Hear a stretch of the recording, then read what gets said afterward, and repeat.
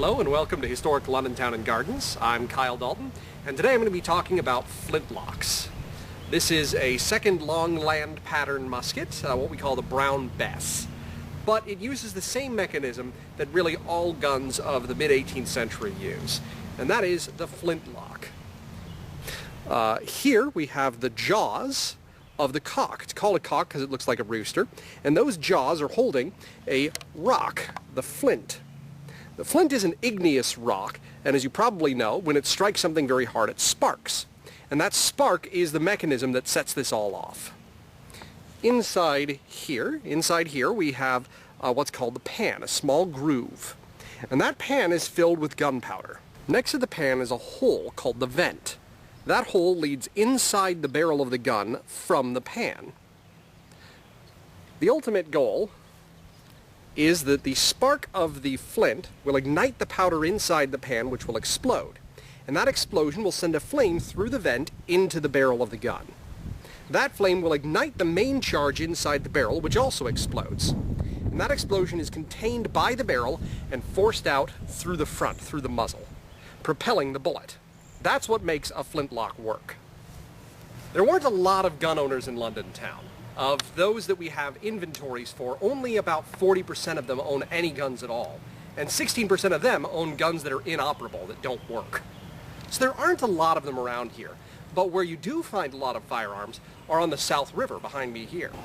On the South River were a number of tobacco ships. This was a very active seaport, and those ships were crossing the Atlantic. Once those ships passed the Capes of Virginia onto the open ocean, it's really anybody's game. Two sea captains here in London town, Captain Alexander Skugel and William Strachan, were each captured twice by French privateers. A ship sailing here in 1760, the Jenny, was attacked 3 times by a French privateer off the coast of Angola. And in those situations, weapons like this were necessary for defense. You may have also seen these among the militia. Captain Samuel Chapman was a London towner here, and he led volunteers onto the frontier in the French and Indian War. We also had the South River Battalion of the militia called here twice in 1776 to defend against Royal Navy ships on the South River.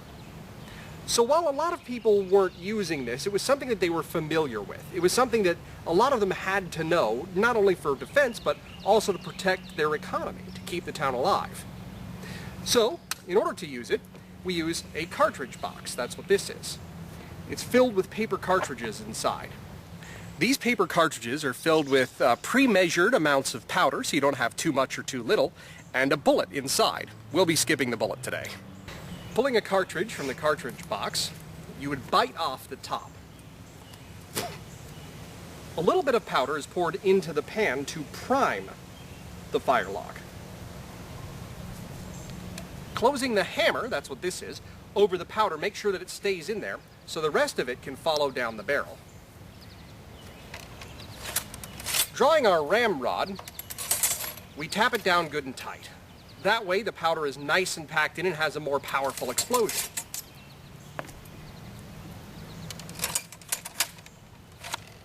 And now we're ready to go. Pulling back the hammer here, all that we have to do is pull the trigger.